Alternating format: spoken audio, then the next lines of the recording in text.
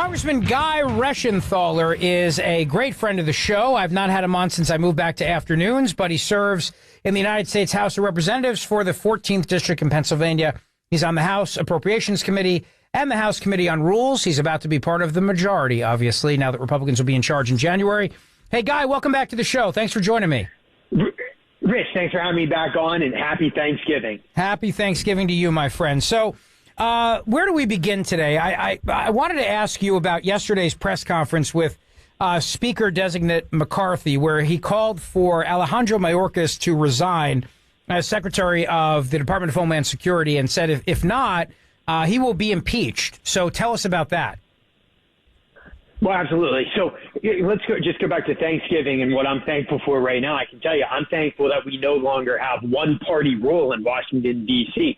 I mean, that's a big deal because we're going to be able to stop the far-left agenda from the administration and Democrats. But when it comes to Mayorkas, we're gonna really exercise our oversight investigative functions in Congress.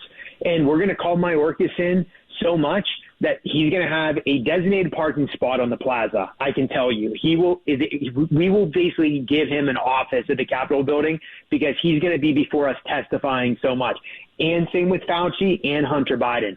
But when it comes to Mayorkas in particular, the man is absolutely incompetent, and he continues to say that they have tactical control of the southern border, that there's not a crisis at the southern border. Everybody knows that's patently false. Of course. I mean, you just have to see it with your own eyes. I mean, it's outrageous. And let's not forget, too, when those Border Patrol agents were accused of whipping the migrants with horse reins, Mayorkas knew that was not true, but he still let the narrative play out regardless. Well, of course, it's because it's with the left, it's never about the truth. It's all about pushing the narrative. Remember, their number one objective is not truth. It's not justice. It is their far left radical agenda. Guy Reschenthaler, let me ask you about Anthony Fauci, because I know that Dr. Fauci resigned yesterday officially. It was his last speech. But as I said on the show yesterday, we're not done with you yet, Fauci. There's a lot of questions we want to ask this guy under oath, including gain-of-function research, the origins of COVID-19, all of his lies, all of his flip-flops, and everything else. And I imagine, and I heard, I think it was Steve Scalise come out and say that he's going to be one of the top priorities for the Republicans in the new year. Well, he is. So it's going to be Fauci, and we can talk about Fauci. He's already said it's going to be Mayorkas, and then Hunter Biden, because Hunter Biden will bring us to a lot of the corruption at the FBI, DOJ, and Joe Biden himself, that quote-unquote big guy that's referred to in those emails. But getting back to Fauci, if Fauci can resign, okay, that's not going to save him from coming in before Congress, because the January 6th committee likes to call in Bannon and the others. Well, now we're going to call their cadre in before us, whether or not they're still in power or not. And Fauci's going to have to talk about some mysterious emails. I hope he's not deleting anything, because we're going to find them where we can show that he knew this disease was spread human to human, that it was an airborne disease. We're going to see the contradictory statements he made on masks, both before and after March of that year. And then we're going to get into the gain-of-function research. Remember that Fauci subverted U.S. law, which bans gain-of-function research. What they did is they sent money to EcoHealth Alliance. EcoHealth Alliance then sent it to the Wuhan Institute of Virology to study, wait for it, bat-borne zoonotic diseases, specifically bat-borne respiratory diseases. I'm sure it's a total coincidence, Rich, but we're going to get to the heart of that with Fauci. And we're going to show how absurd Fauci is and how he was not using any kind of rational basis, at least any rational basis based on science, in the decisions that the CDC was making. Guy, you were part of the United States Navy Judge Advocate General Corps, and you prosecuted a lot of terrorists while you were overseas serving our country, including you defended a Navy SEAL who was falsely accused by the Obama administration of mishandling the Butcher of Fallujah.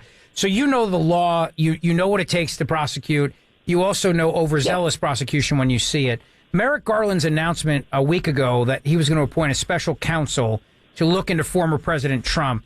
I think it's so obvious what Merrick Garland wants here. He wants to stop Donald Trump from being able to run for president. That's not a decision Merrick Garland gets to make. Okay. So the DOJ and the FBI are totally weaponized, they're politicized, and they're being used against conservatives. And you can bet one thing: we have a two-tiered criminal justice system. We have one for people in the ruling elite, one that agree with the regime, and we have one for conservatives. And you're seeing that on display now. This is all geared to stopping Trump from running in 2024 because they fear him. They know that he very likely will beat Biden in 2024. So they'll do whatever they can to stop him. But it's interesting what they're not investigating and who they're not going after. Again, I go back to Hunter Biden. There was so much damaging information on that laptop, and yet our so-called intelligence community, the so-called experts, said that was Russian disinformation.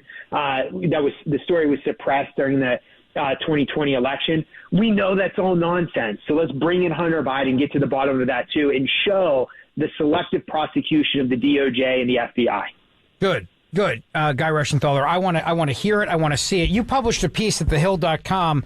There's good reason to be thankful. Democrats are no longer in charge of the people's house. So what are you thankful for as we end very soon the tenure of Nancy Pelosi and turn it over to the Republicans in January? Well, I'm very thankful that we're going to have a stop valve on the radical agenda that we're seeing from the Democrats. And remember, we've seen what one-party rule, especially one-party Democrat rule, leads to: chaos at the southern border, high crime, high inflation, a poor economy, shrinking wages, and just embarrassments on the international stage, from Afghanistan to what you're seeing in Ukraine. I can go on and on.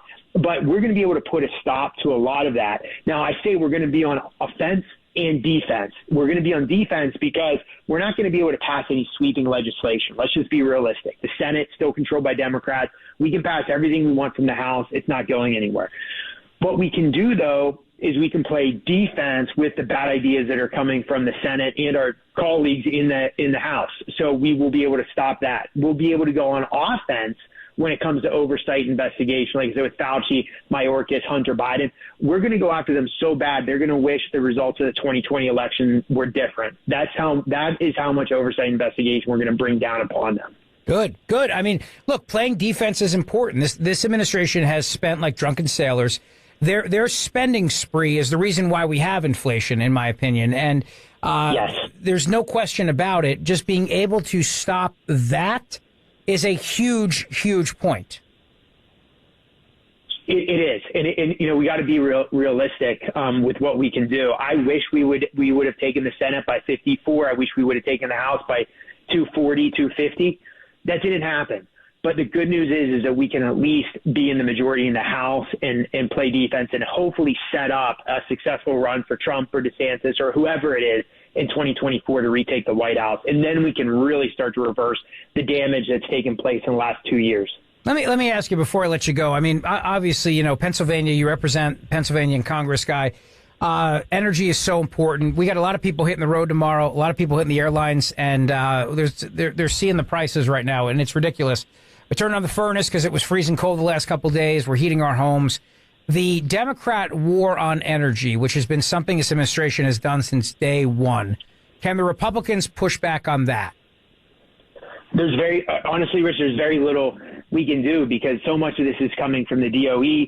It's coming from the administration. We can try to pass legislation and force the Senate to take it up.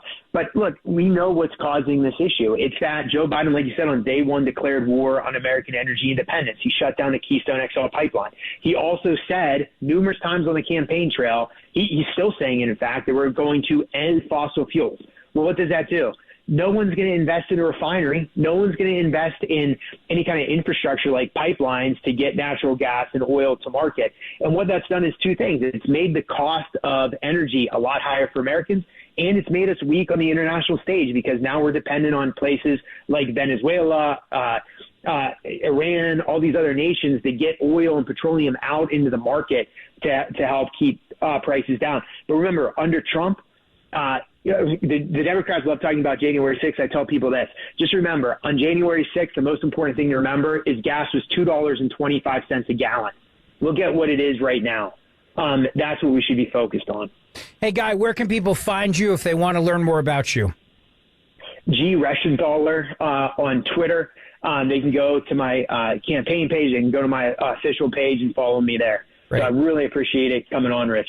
Absolutely. Happy Thanksgiving. Happy Thanksgiving to you, Congressman Guy Reschenthaler. We appreciate it.